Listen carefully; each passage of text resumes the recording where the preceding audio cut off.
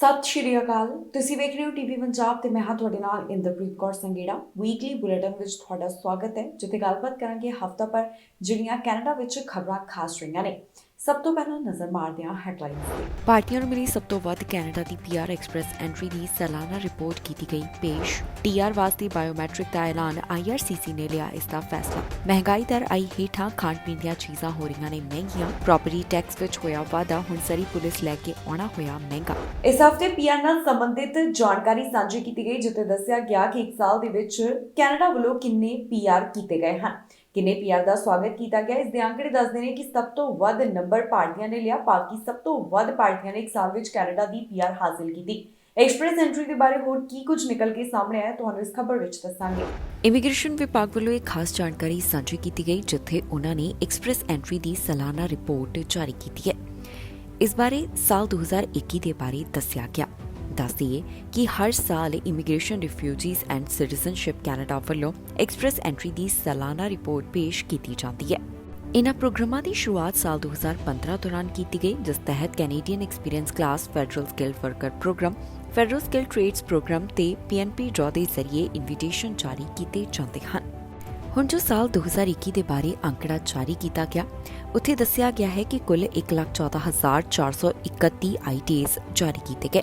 ਇਨ੍ਹਾਂ ਵਿੱਚੋਂ 1,55,810 principal applicants, ਜਿਨ੍ਹਾਂ ਦੇ ਫੈਮਿਲੀ ਮੈਂਬਰਸ ਵੀ ਸ਼ਾਮਿਲ ਨੇ, ਉਹ ਦੱਸੇ ਗਏ।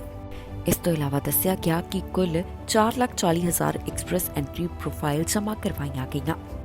ਆਈਆਰਸੀਸੀ ਨੂੰ ਕੁੱਲ 4,43,400 ਐਕਸਪ੍ਰੈਸ ਐਂਟਰੀ ਪ੍ਰੋਫਾਈਲ ਮਿਲੀਆਂ ਸਨ। ਸਾਲ 2020 ਦੇ ਮੁਕਾਬਲੇ ਇਸ ਵਿੱਚ 23% ਦਾ ਵਾਧਾ ਦਰਜ ਕੀਤਾ ਗਿਆ। ਇਨ੍ਹਾਂ ਵਿੱਚੋਂ ਜ਼ਿਆਦਾਤਰ ਉਹ ਸਨ ਜਿਨ੍ਹਾਂ ਕੋਲ 350 ਅਤੇ 400 CRS ਸਕੋਰ ਰਹੇ।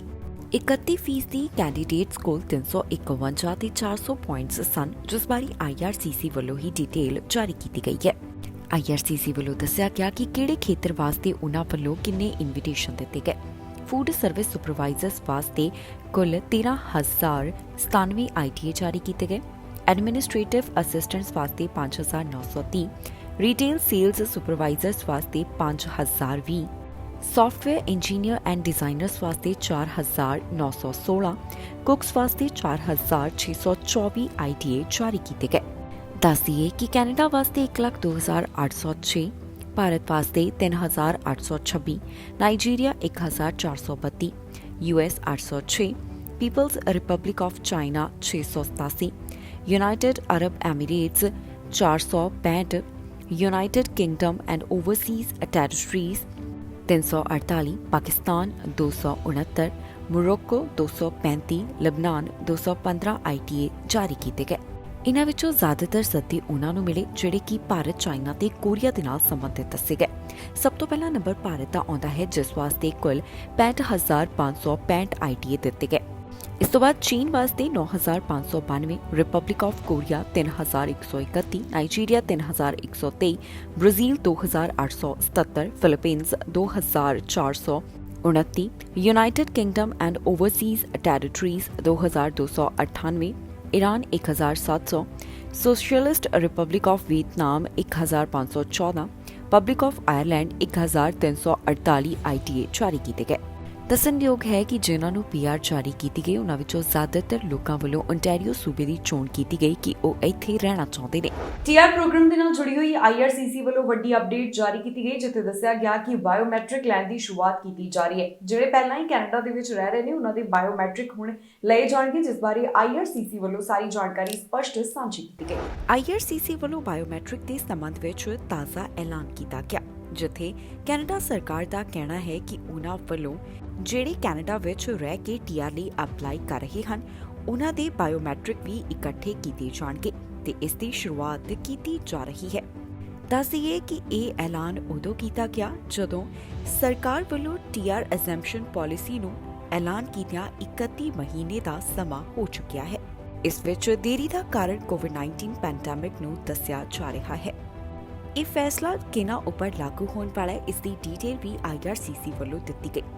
ਪ੍ਰੈਸ ਰਿਲੀਜ਼ ਦੇ ਵਿੱਚ ਦੱਸਿਆ ਗਿਆ ਕਿ ਇਸ ਨਾਲ ਕਿਹੜੇ ਪ੍ਰਭਾਵਿਤ ਹੋਣਗੇ। ਇਹ ਨਵਾਂ ਨਿਯਮ ਉਹਨਾਂ ਲੋਕਾਂ ਦੇ ਉੱਪਰ ਲਾਗੂ ਹੋਵੇਗਾ ਜਿਹੜੇ ਵਰਕ ਪਰਮਿਟ ਜਾਂ ਸਟੱਡੀ ਪਰਮਿਟ ਲਈ ਅਪਲਾਈ ਕਰ ਰਹੇ ਨੇ, ਜਿਹੜੇ ਟੈਂਪਰੇਰੀ ਰੈਜ਼ੀਡੈਂਟ ਪਰਮਿਟ ਲਈ ਅਪਲਾਈ ਕਰ ਰਹੇ ਹਨ, ਜਾਂ ਜਿਹੜੇ ਵਿਜ਼ਿਟਰ ਵੀਜ਼ਾ ਵਾਸਤੇ ਅਪਲਾਈ ਕਰ ਰਹੇ ਹਨ। ਇਸ ਤੋਂ ਇਲਾਵਾ ਜਿਹੜੇ ਵਿਦਿਆਰਥੀ ਦੇ ਤੌਰ ਤੇ ਉੱਪਰ ਆਪਣੀ ਸਟੇ ਨੂੰ ਐਕਸਟੈਂਡ ਕਰਨਾ ਚਾਹੁੰਦੇ ਹਨ, ਉਹਨਾਂ ਦੇ ਉੱਪਰ ਵੀ ਇਹ ਨਵਾਂ ਨਿਯਮ ਲਾਗੂ ਹੋਵੇਗਾ। ਇਸ ਤੋਂ ਇਲਾਵਾ IRCC ਵੱਲੋਂ ਦੱਸਿਆ ਗਿਆ ਕਿ ਜਿਸ ਵੇਲੇ ਬਾਇਓਮੈਟ੍ਰਿਕ ਸਬਮਿਟ ਕਰਵਾਈ ਜਾਵੇਗੀ, ਉਸੇ ਦੌਰਾਨ ਫੀਸ ਅਦਾ ਕਰਨੀ ਵੀ ਜ਼ਰੂਰੀ ਹੋਵੇਗੀ। ਮਹਿੰਗਾਈ ਦਰ ਦੇ ਬਾਰੇ ਕੈਨੇਡਾ ਤੋਂ ਇਸ ਹਫ਼ਤੇ ਰਾਹਤ ਦੀ ਖਬਰ ਸਾਹਮਣੇ ਆਈ, ਜਿੱਥੇ ਪਹਿਲਾਂ ਦੇ ਮੁਕਾਬਲੇ ਮਹਿੰਗਾਈ ਦਰ ਹੇਠਾਂ ਆਈ ਹੈ, ਪਰ ਦੂਜੇ ਪਾਸੇ ਖਾਣ ਪੀਣ ਦੀਆਂ ਚੀਜ਼ਾਂ ਲਗਾਤਾਰ ਮਹਿੰਗੀਆਂ ਹੋ ਰਹੀਆਂ ਨੇ। ਇਸ ਨੂੰ ਲੈ ਕੇ ਅੰਕੜੇ ਕੀ ਦੱਸਦੇ ਨੇ, ਤੁਹਾਨੂੰ ਇਸ ਖਬਰ ਵਿੱਚ ਦੱਸਾਂਗੇ। ਕੈਨੇਡਾ ਵਿੱਚ ਮਹਿੰਗਾਈ ਦਰ ਪਹਿਲਾਂ ਦੇ ਮੁਕਾਬਲੇ ਘੱਟ ਹੋਈ ਹੈ, ਜਿਸ ਬਾਰੇ ਤਾਜ਼ਾ ਅੰਕੜੇ ਸਾਹਮਣੇ ਆਏ ਨੇ। ਮਹਿੰਗਾਈ ਦਰ ਘਟ ਕੇ 5.9% ਦਰਜ ਕੀਤੀ ਗਈ। ਜੀ ਹਾਂ, ਕੈਨੇਡਾ ਦੀ ਮਹਿੰਗਾਈ ਦਰ ਜਨਵਰੀ ਵਿੱਚ 5.9% ਤੱਕ ਘਟ ਗਈ, ਪਰ ਖਾਣ ਪੀਣ ਦੀਆਂ ਕੀਮਤਾਂ ਲਗਾਤਾਰ ਵਧਦੀਆਂ ਹੀ ਜਾ ਰਹੀਆਂ ਨੇ। ਇਸ ਬਾਰੇ ਸਟੈਟਿਸਟਿਕਸ ਕੈਨੇਡਾ ਵੱਲੋਂ ਅੰਕੜੇ ਜਾਰੀ ਕੀਤੇ ਗਏ। ਸਟੈਟਿਸਟਿਕਸ ਕੈਨੇਡਾ ਮੁਤਾਬਕ ਜਨਵਰੀ ਮਹੀਨੇ ਅੰਦਰ ਮਹਿੰਗਾਈ ਦਰ ਘਟ ਕੇ 5.9% ਦਰਜ ਕੀਤੀ ਗਈ। ਇਸ ਦੇ ਨਾਲ ਹੀ ਖਾਣ ਪੀਣ ਦੀਆਂ ਕੀਮਤਾਂ ਲਗਾਤਾਰ ਵਧ ਰਹੀਆਂ ਨੇ।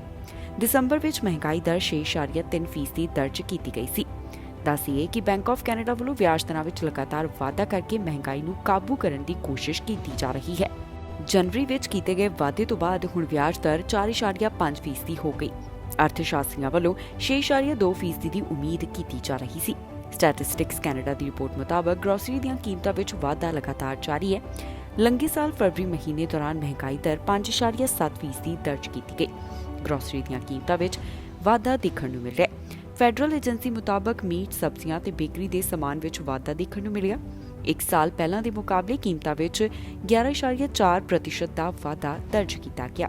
ਇਸ ਦੌਰਾਨ ਗ੍ਰਾਹਕਾਂ ਨੇ ਇੱਕ ਸਾਲ ਪਹਿਲਾਂ ਦੇ ਮੁਕਾਬਲੇ ਜਨਵਰੀ ਵਿੱਚ ਸੈਲੂਲਰ ਸੇਵਾਵਾਂ ਅਤੇ ਘੱਟ ਭੁਗਤਾਨ ਕੀਤਿਆ, ਕਿਉਂਕਿ ਬਾਕਸਿੰਗ ਡੇ ਨਾਲ ਸੰਬੰਧਿਤ ਆਫਰਸ ਨੂੰ ਮਹੀਨੇ ਤੱਕ ਵਧਾਇਆ ਗਿਆ। ਵਾਹਨਾਂ ਦੀਆਂ ਕੀਮਤਾਂ ਵੀ ਸਾਲਾਨਾ ਆਧਾਰ ਤੇ ਘੱਟ ਹੋ ਰਹੀਆਂ ਨੇ। ਦੱਸ ਦਈਏ ਕਿ ਸਟੈਟਿਸਟਿਕਸ ਕੈਨੇਡਾ ਵੱਲੋਂ ਹਰ ਮਹੀਨੇ ਹੀ ਮਹਿੰਗਾਈ ਦੇ ਬਾਰੇ ਅੰਕੜੇ ਜਾਰੀ ਕੀਤੇ ਜਾਂਦੇ ਨੇ ਤੇ ਤਾਜ਼ਾ ਅੰਕੜੇ ਜਾਰੀ ਕਰਦਿਆਂ ਉਹਨਾਂ ਵੱਲੋਂ ਦੱਸਿਆ ਗਿਆ ਕਿ ਜਨਵਰੀ ਮਹੀਨੇ ਮਹਿੰਗਾਈ ਦੀ ਸਥਿਤੀ ਕੀ ਦਰਜ ਕੀਤੀ ਗਈ ਹੈ। ਪ੍ਰਾਪਰਟੀ ਟੈਕਸ ਦੇ ਵਿੱਚ ਵਾਧਾ ਹੋਣ ਜਾ ਰਿਹਾ। ਵੱਡੇ ਵਾਧੇ ਦੀ ਗੱਲ ਜਿਹੜੀ ਹੈ ਉਹ ਸਿਟੀ ਆਫ ਸਰੀ ਤੋਂ ਸਾਹਮਣੇ ਆਈ। ਸਰੀ ਦੇ ਵਿੱਚ ਹੁਣ ਜੋ ਪੁਲਿਸ ਵਿੱਚ ਤਬਦੀਲੀ ਕੀਤੀ ਜਾ ਰਹੀ ਹੈ, ਭਾਵ ਕਿ ਸਰੀ ਪੁਲਿਸ ਨੂੰ ਜ਼ਿੰਮੇਵਾਰੀਆਂ ਦਿੱਤੀਆਂ ਜਾ ਰਹੀਆਂ ਨੇ, ਉਸ ਤੋਂ ਬਾਅਦ ਲਗਾਤਾਰ ਜ਼ਿਕਰ ਹੋ ਰਿਹਾ ਹੈ ਕਿ ਇਸ ਵਿੱਚ ਕਾਫੀ ਜ਼ਿਆਦਾ ਖਰਚਾ ਆਵੇਗਾ ਤੇ ਇਸ ਦਾ ਨਤੀਜਾ ਹੈ ਕਿ ਪ੍ਰਾਪਰਟੀ ਟੈਕਸ ਵਿੱਚ ਵੱਡਾ ਵਾਧਾ ਕੀਤਾ ਜਾ ਰਿਹਾ ਹੈ। ਪ੍ਰਾਪਰਟੀ ਟੈਕਸ ਵਿੱਚ ਵਾਧੇ ਦਾ ਪ੍ਰਸਤਾਵ ਕੀਤਾ ਗਿਆ। ਇਹ ਜਾਣਕਾਰੀ ਸਿਟੀ ਆਫ ਸਰੀ ਦਿਲ ਵਿੱਚ ਵਿਸ਼ਵਾਸ ਕਰਦੇ ਨੇ ਤੇ ਹੋਰ ਟਿੱਪਣੀ ਕਰਨ ਤੋਂ ਉਹਨਾਂ ਵੱਲੋਂ ਇਨਕਾਰ ਕਰ ਦਿੱਤਾ ਗਿਆ। ਮੇਅਰ ਦਾ ਕਹਿਣਾ ਹੈ ਕਿ ਪੁਲਿਸਿੰਗ ਪਰਿਵਰਤਨ ਪ੍ਰਯੋਗ ਹੁਣ ਨਿਵਾਸੀਆਂ ਅਤੇ ਕਾਰੋਬਾਰੀਆਂ ਨੂੰ ਮਹਿੰਗਾ ਪੈ ਰਿਹਾ ਹੈ। ਅਸਾਈਲਮ ਸੀਕਰਸ ਦਾ ਮੁੱਦਾ ਇਨੀ ਦਿਨੀ ਕਾਫੀ ਚਰਚਾ ਦਾ ਵਿਸ਼ਾ ਬਣਿਆ ਰਿਹਾ। ਇਮੀਗ੍ਰੇਸ਼ਨ ਮੰਤਰੀ ਦਾ ਵੀ ਇਸ ਨੂੰ ਲੈ ਕੇ ਵੱਡਾ ਬਿਆਨ ਸਾਹਮਣੇ ਆਇਆ। ਜਿੱਥੇ ਇਮੀਗ੍ਰੇਸ਼ਨ ਮੰਤਰੀ ਇਸ ਬਾਰੇ ਗੱਲ ਕਰਦੇ ਹੋਏ ਦਿਖਾਈ ਦਿੱਤੇ, ਉਧਰ ਕੰਜ਼ਰਵੇਟਿਵ ਪਾਰਟੀ ਦੇ ਲੀਡਰ ਵੱਲੋਂ ਵੀ ਇਸ ਸੰਬੰਧੀ ਆਪਣਾ ਪੱਖ ਰੱਖਿਆ ਗਿਆ ਤੇ ਟਰੂਡੋ ਸਰਕਾਰ ਦੇ ਕਈ ਸਵਾਲ ਖੜੇ ਕੀਤੇ ਨੇ। ਹੁਣ ਇਸ ਬਾਰੇ ਇਮੀਗ੍ਰੇਸ਼ਨ ਮੰਤਰੀ ਵੱਲੋਂ ਕੀ ਕਿਹਾ ਗਿਆ, ਤੁਹਾਨੂੰ ਦੱਸਦੇ ਹਾਂ। ਗੈਰ ਕਾਨੂੰਨੀ ਢੰਗ ਨਾਲ ਬਾਰਡਰ ਪਾਰ ਕਰਕੇ ਆਉਣ ਵਾਲਿਆਂ ਦੇ ਮੁੱਦੇ ਤੇ ਇਮੀਗ੍ਰੇਸ਼ਨ ਮੰਤਰੀ ਦਾ ਵੱਡਾ ਬਿਆਨ ਸਾਹਮਣੇ ਆਇਆ, ਜਿੱਥੇ ਉਹਨਾਂ ਵੱਲੋਂ ਇਲੀਗਲ ਬਾਰਡਰ ਕ੍ਰਾਸਿੰਗਸ ਦਾ ਜ਼ਿਕਰ ਕੀਤਾ ਗਿਆ ਹੈ। ਦੱਸ ਦਈਏ ਕਿ ਕੈਨੇਡਾ ਵਿੱਚ ਪਿਛਲੇ ਕੁਝ ਦਿਨਾਂ ਤੋਂ ਇਹ ਮੁੱਦਾ ਕਾਫੀ ਚਰਚਾ ਦਾ ਵਿਸ਼ਾ ਬਣਿਆ ਹੋਇਆ ਹੈ। ਕੁਝ ਅਸਾਈਲਮ ਸੀਕਰਸ ਨੂੰ ਅਮਰੀਕਾ ਤੋਂ ਕੈਨੇਡਾ ਭੇਜਿਆ ਜਾ ਰਿਹਾ, ਜਿਨ੍ਹਾਂ ਨੂੰ ਕਿਊਬਿਕ ਸੂਬੇ ਵਿੱਚ ਠਹਿਰਾਏ ਜਾਣ ਦੀ ਜਾਣਕਾਰੀ ਸਾਹਮਣੇ ਆ ਰਹੀ ਹੈ। ਕਿਊਬਿਕ ਦੇ ਪ੍ਰੀਮੀਅਰ ਦਾ ਵੀ ਇਸ ਬਾਰੇ ਵੱਡਾ ਬਿਆਨ ਸਾਹਮਣੇ ਹੈ, ਜਿੱਥੇ ਉਹਨਾਂ ਦਾ ਕਹਿਣਾ ਹੈ ਕਿ ਇਹਨਾਂ ਅਸਾਈਲਮ ਸੀਕਰਸ ਨੂੰ ਹੋਰ ਸੂਬਿਆਂ ਵਿੱਚ ਭੇਜਿਆ ਜਾਵੇ। ਤੇ ਹੁਣ ਇਸ ਮੁੱਦੇ ਤੇ ਇਮੀਗ੍ਰੇਸ਼ਨ ਮੰਤਰੀ ਵੀ ਬੋਲੇ ਨੇ। ਕੀ ਕਹਿਣਾ ਉਹਨਾਂ ਦਾ, ਆਓ ਤੁਹਾਨੂੰ ਸੁਣਾਉਂਦੇ ਹਾਂ। That one community or one province ought to bear the brunt of a challenge that we're facing as a result of Canada abiding by its domestic and legal obligations. Of course, in the background, we're continuing to pursue the modernization of the Safe Third Country Agreement. I recently spoke to the Canadian ambassador in Washington, and we'll be speaking with my American counterpart to negotiate a lasting solution. Over the next couple of weeks, we'll be chatting again for the next phase of these discussions. With respect to Mr. Poilievre's comments, if I can be completely frank, it's reckless and frankly not a thoughtful approach to simply say within 30 days you close Roxham Road.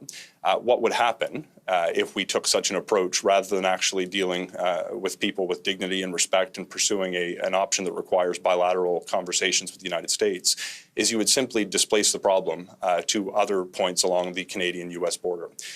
The result would likely be serious risks that would fall upon vulnerable migrants who are seeking safe haven in Canada, who would be forced to potentially cross through a dangerous portion of the border, not knowing how the elements, particularly at this time of year, would impact themselves and their family.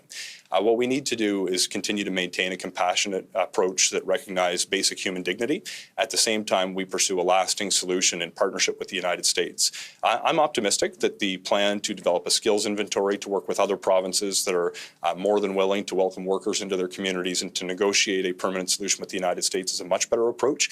This is not the time for brash bumper sticker arguments that seek to gain political favor in a time of a real challenge. It's a time to solve problems through adult conversations with our most important strategic trading partner in the United States. ਇਸ ਹਫਤੇ Canada ਦੇ ਕੁਝ ਹਿੱਸੇ ਤੂਫਾਨ ਕਾਰਨ ਪ੍ਰਭਾਵਿਤ ਹੋਏ ਨੇ। ਉਡਾਨਾਂ ਰੱਦ ਹੋ ਗਈਆਂ ਤੇ ਕਈ ਥਾਵਾਂ ਦੇ ਉੱਪਰ ਸਕੂਲਾਂ ਨੂੰ ਵੀ ਬੰਦ ਕਰਨਾ ਪੈ ਗਿਆ। ਤੂਫਾਨ ਦੇ ਨਾਲ ਜੁੜੀ ਹੋਈ ਅਤੇ ਮੌਸਮ ਦੇ ਨਾਲ ਜੁੜੀ ਹੋਈ ਇਸ ਹਫਤੇ ਕੀ ਖਬਰ ਸਾਹਮਣੇ ਆਈ ਹੈ, ਤੁਹਾਨੂੰ ਇਸ ਖਬਰ ਵਿੱਚ ਦੱਸਾਂਗੇ। ਕੈਨੇਡਾ ਦੇ ਕੁਝ ਹਿੱਸੇ ਤੂਫਾਨ ਕਾਰਨ ਪ੍ਰਭਾਵਿਤ ਹੋਏ ਨੇ, ਜਿੱਥੇ ਕਈ ਥਾਵਾਂ ਤੇ ਬਿਜਲੀ ਪੈਣ ਦੀ ਵੀ ਸੰਭਾਵਨਾ ਹੈ। ਅਸਾਈਲਮ ਸੀਕਰਸ ਦਾ ਮੁੱਦਾ ਕੈਨੇਡਾ ਵਿੱਚ ਇਸ ਹਫਤੇ ਕਾਫੀ ਜ਼ਿਆਦਾ ਚਰਚਾ ਦਾ ਵਿਸ਼ਾ ਬਣਿਆ ਰਿਹਾ। ਕਿਊਬੈਕ ਦੇ ਪ੍ਰੀਮੀਅਰ ਵੱਲੋਂ ਪ੍ਰਧਾਨ ਮੰਤਰੀ ਜਸਟਿਨ ਟਰੂਡੋ ਨੂੰ ਇੱਕ ਖਾਸ ਮੰਗ ਕੀਤੀ ਗਈ ਜੋ ਕਿ ਅਸਾਈਲਮ ਸੀਕਰਸ ਦੇ ਨਾਲ ਜੁੜੀ ਹੋਈ ਸੀ। ਕਿਊਬੈਕ ਦੇ ਪ੍ਰੀਮੀਅਰ ਵੱਲੋਂ ਪ੍ਰਧਾਨ ਮੰਤਰੀ ਜਸਟਿਨ ਟਰੂਡੋ ਨੂੰ ਰੌਕਸਮ ਰੋਡ ਦਾ ਜ਼ਿਕਰ ਕਰਦਿਆਂ ਇੱਕ ਪੱਤਰ ਲਿਖਿਆ, ਜਿਸ ਵਿੱਚ ਉਹਨਾਂ ਨੇ ਕਿਹਾ ਕਿ ਅਸਾਈਲਮ ਸੀਕਰਸ ਕਿਊਬੈਕ ਸੂਬੇ ਤੋਂ ਇਲਾਵਾ ਹੋਰਨਾਂ ਸੂਬਿਆਂ ਵਿੱਚ ਵੀ ਭੇਜੇ ਜਾਣੇ ਚਾਹੀਦੇ ਨੇ। ਕਿਊਬੈਕ ਦੇ ਪ੍ਰੀਮੀਅਰ ਵੱਲੋਂ ਪ੍ਰਧਾਨ ਮੰਤਰੀ ਜਸਟਿਨ ਟਰੂਡੋ ਨੂੰ ਅਪੀਲ ਕੀਤੀ ਗਈ ਹੈ। ਕਿਊਬੈਕ ਦੇ ਓਨਟਾਰੀਓ ਯੂਨੀਵਰਸਿਟੀ ਨੂੰ ਫੰਡਿੰਗ ਮਿਲੀ ਹੈ, ਜਿਸ ਦੀ ਜਾਣਕਾਰੀ ਇਸ ਹਫਤੇ ਸਾਂਝੀ ਕੀਤੀ ਗਈ। 4 ਮਿਲੀਅਨ ਦੀ ਫੰਡਿੰਗ ਜਾਰੀ ਕੀਤੀ ਗਈ, ਜਿਸ ਨਾਲ ਕੀ ਫਾਇਦਾ ਹੋਣ ਵਾਲਾ ਇਸ ਬਾਰੇ ਵੀ ਦੱਸਿਆ ਗਿਆ। ਓਨਟਾਰੀਓ ਦੀ ਯੂਨੀਵਰਸਿਟੀ ਵਾਸਤੇ ਫੈਡਰਲ ਫੰਡਿੰਗ ਦਾ ਐਲਾਨ ਕੀਤਾ ਗਿਆ, ਜਿਸ ਤਹਿਤ $4 ਮਿਲੀਅਨ ਦਿੱਤੇ ਜਾਣਗੇ। ਜੀ ਹਾਂ, ਓਨਟਾਰੀਓ ਯੂਨੀਵਰਸਿਟੀ ਦੇ ਮੈਂਟਲ ਹੈਲਥ ਸਪੋਰਟ ਪ੍ਰੋਗਰਾਮ ਵਾਸਤੇ ਫੈਡਰਲ ਫੰਡਿੰਗ ਜਾਰੀ ਕੀਤੀ ਗਈ ਹੈ। ਇਸ ਮੌਕੇ ਤੇ ਕੀ ਕੁਝ ਦੱਸਿਆ ਗਿਆ, ਆਓ ਤੁਹਾਨੂੰ ਸੁਣਾਉਂਦੇ ਹਾਂ। Thinking, oh my word, like there's actually a place where you can go and learn how to do this and be able to, I think, as we know, interpret feelings and interpret really what is here in the world and our relationship with the land and the water as well as with one another. And so I just think that this is, so fantastic that the educators, the students that are joining us now, and that it is, I think, the journey of OCAD-U to actually this tireless, really, journey to inspire and educate and guide future generations, and everything you do to push advances in culture, technology, and quality of life for all Canadians. I have to admit, my son Ben graduated in theatre arts at York, but please don't hold that against me. But it is fantastic, having been married to the film business for 43 years. The idea of being able to tell a story and in visual arts, I think, and whether it's jewelry, whether it's the things that we just saw, it's really so impressive. I think even in our short tour this morning, we realized really what COVID has done in terms of the social disruption, the increase in stress, the anxiety, depression, loneliness in these years that young people were particularly vulnerable to these disruptions that were caused by the pandemic, and remain among those most likely to say that they are struggling. ਸਰਜਰੀਆਂ ਦੇ ਨਾਲ ਸੰਬੰਧਿਤ Ontario ਵਿੱਚ ਇੱਕ ਫੈਸਲਾ ਲਿਆ ਗਿਆ, ਜਿੱਥੇ ਦੱਸਿਆ ਗਿਆ ਕਿ ਸਰਜਰੀਆਂ ਦਾ ਹੁਣ ਕੀ ਕੀਤਾ ਜਾਣਾ, ਇਸ ਬਾਰੇ ਅਧਿਕਾਰੀ ਗੱਲ ਕਰਦੇ ਹੋਏ ਦਿਖਾਈ ਦਿੱਤੇ। ਓਨਟਾਰੀਓ ਸਰਕਾਰ ਵੱਲੋਂ ਇੱਕ ਬਿੱਲ ਪੇਸ਼ ਕੀਤਾ ਗਿਆ ਹੈ, ਜਿਸ ਨਾਲ ਪ੍ਰਾਈਵੇਟ ਕਲੀਨਿਕਸ ਨੂੰ ਸਰਜਰੀਆਂ ਅੱਗੇ ਵਧਾਈਆਂ ਜਾਣਗੀਆਂ। ਇਸ ਬਾਰੇ ਮੰਤਰੀਆਂ ਵੱਲੋਂ ਜਾਣਕਾਰੀ ਸਾਂਝੀ ਕੀਤੀ ਗਈ। ਓਨਟਾਰੀਓ ਸੂਬੇ ਤੋਂ ਇਸ ਬਾਰੇ ਕੀ ਪੂਰੀ ਡਿਟੇਲ ਸਾਹਮਣੇ ਆਈ ਹੈ, ਆਓ ਤੁਹਾਨੂੰ ਸੁਣਾਉਂਦੇ ਹਾਂ। Based on feedback from frontline partners, the Act will, if passed, put in place significant guardrails to integrate community surgical and diagnostic centres into the health system and enhance quality standards and oversight while protecting the stability of doctors, nurses, and other healthcare workers in public hospitals and other healthcare settings. Ontario Health will ensure these centres are embedded in regional health system planning, including reporting into one centralized waitlist, which makes for a seamless experience for the patient. and community surgical and diagnostic centers will coordinate with local public hospitals to accept patients that are being referred, ensuring people get the surgery they need as quickly as possible without jumping the line. We've also strengthened the application process to receive a license for these centers. For example, before receiving a license, centers would consult with healthcare partners, including public hospitals. And our legislation will mandate that physicians employed by community and surgical diagnostic centers must have privileges to do the same work in a hospital. We are also proposing changes that will mandate every center to have a process for receiving and responding to patient complaints. And if they are not able to have their complaints addressed at the center, the Your Health Act, if passed, will now bring community and surgical diagnostic centers under the oversight of Ontario's Patient Ombudsman.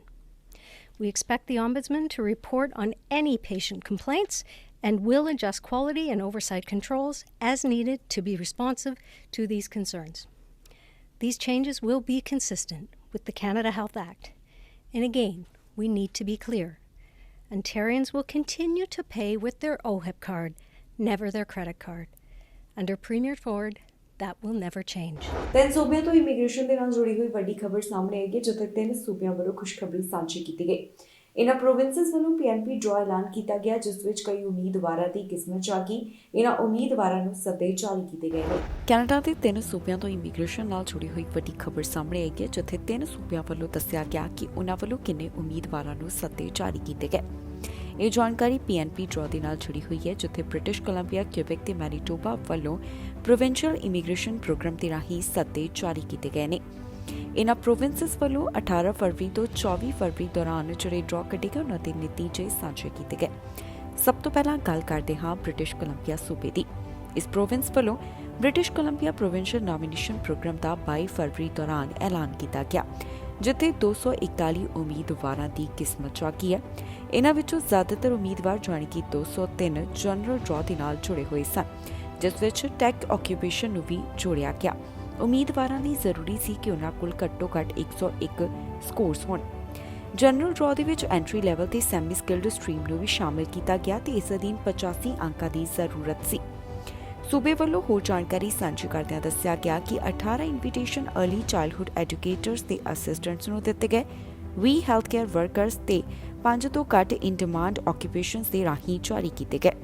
ਇਸ ਤੋਂ ਬਾਅਦ ਗੱਲ ਕਰਦੇ ਹਾਂ Quebec ਸੂਬੇ ਦੀ। Quebec ਸੂਬੇ ਵੱਲੋਂ 9 ਫਰਵਰੀ ਨੂੰ Quebec regular skilled worker programme ਦਾ ਐਲਾਨ ਕੀਤਾ ਗਿਆ, ਜਿਸ ਤਹਿਤ ਕਈ ਉਮੀਦਵਾਰਾਂ ਨੂੰ ਸੱਦੇ ਜਾਰੀ ਕੀਤੇ ਗਏ। ਕੁੱਲ 1011 ਉਮੀਦਵਾਰਾਂ ਦੀ ਕਿਸਮਤ 'ਚ ਆ ਗਈ, ਜਿਨ੍ਹਾਂ ਕੋਲ 619 ਅੰਕਾਂ ਦੀ ਜ਼ਰੂਰਤ ਰਹੀ। ਮੈਨੀਟੋਬਾ ਪ੍ਰੋਵਿੰਸ ਵੱਲੋਂ 23 ਫਰਵਰੀ ਦੌਰਾਨ ਮੈਨੀਟੋਬਾ ਪ੍ਰੋਵਿੰਸ਼ੀਅਲ ਨੋਮੀਨੇਸ਼ਨ ਪ੍ਰੋਗਰਾਮ ਦਾ ਐਲਾਨ ਕੀਤਾ ਗਿਆ, ਜਿਸ ਵਿੱਚ 583 ਉਮੀਦਵਾਰਾਂ ਨੂੰ ਇਨਵੀਟੇਸ਼ਨ ਦਿੱਤੇ ਗਏ ਨੇ। ਇਸ ਤੋਂ ਇਲਾਵਾ 207 ਸਕਿਲਡ ਵਰਕਰ ਕੈਂਡੀਡੇਟਸ ਨੂੰ ਇਨਵੀਟੇਸ਼ਨ ਮਿਲੇ, ਜੋ ਕਿ ਅਲੱਗ-ਅਲੱਗ ਆਕਿਊਪੇਸ਼ਨ ਦੇ ਨਾਲ ਜੁੜੇ ਹੋਏ ਸਨ, ਜਿਨ੍ਹਾਂ ਦੇ ਨਾਮ ਕੁਝ ਇਸ ਪ੍ਰਕਾਰ ਨੇ: transport and transit drivers, retail and wholesale trade managers, nursing and yield health professional, assisting occupations in education, secondary, elementary and kindergarten, school teacher, hairstylist and aesthetician, automotive service technician, para-professional occupation in legal, social, community and education services, retail salesperson and non-technical wholesale trade sales, office port and court service occupation। ਇਸ ਤੋਂ ਇਲਾਵਾ 293 naan specific ਆਕਿਊਪੇਸ਼ਨ ਦੇ ਰਾਹੀਂ ਵੀ invitation ਦਿੱਤੇ ਗਏ ਤੇ ਇਸ ਤਹਿਤ 693 ਅੰਕਾਂ ਦੀ ਜ਼ਰੂਰਤ ਰਹੀ। ਇਸ ਦੇ ਨਾਲ ਹੀ ਜਾਂਦੇ ਇੱਕ ਵਾਰ ਫਿਰ ਤੋਂ ਨਜ਼ਰ ਮਾਰਦੇ ਹਾਂ ਹੈਡਲਾਈਨਸ ਤੇ। ਭਾਰਤੀਆਂ ਨੂੰ ਮਿਲੀ ਸਭ ਤੋਂ ਵੱਧ ਕੈਨੇਡਾ ਦੀ PR ਐਕਸਪ੍ਰੈਸ ਐਂਟਰੀ ਦੀ ਸਾਲਾਨਾ ਰਿਪੋਰਟ ਕੀਤੀ ਗਈ ਪੇਸ਼। TR ਵਾਸਤੇ ਬਾਇਓਮੈਟ੍ਰਿਕ ਦਾ ਐਲਾਨ, IRCC ਨੇ ਲਿਆ ਇਸ ਦਾ ਫੈਸਲਾ। ਮਹਿੰਗਾਈ ਦਰ ਆਈ ਹੇਠਾਂ, ਖਾਣ ਪੀਣ ਦੀਆਂ ਚੀਜ਼ਾਂ ਹੋ ਰਹੀਆਂ ਨੇ ਮਹਿੰਗੀਆਂ। ਪ੍ਰੋਪਰਟੀ ਟੈਕਸ ਵਿੱਚ ਹੋਇਆ ਵਾਧਾ, ਹੁਣ ਸਾਰੀ ਪੁਲਿਸ ਲੈ ਕੇ ਆਉਣਾ ਹੋਇਆ ਮਹਿੰਗਾ। ਖਬਰਾਂ ਦੇ ਇਸ ਬੁਲੇਟਿਨ ਵਿੱਚ ਇੰਨਾ ਹੀ। ਫਿਲਹਾਲ ਮੈਨੂੰ ਇੰਦਰਪ੍ਰੀਤ ਕੌਰ ਸੰਗੇੜਾ ਨੂੰ ਦਿਓ ਇਜਾਜ਼ਤ ਤੇ ਤੁਸੀਂ ਵੇਖਦੇ ਰਹੋ TV ਪੰਜਾਬ।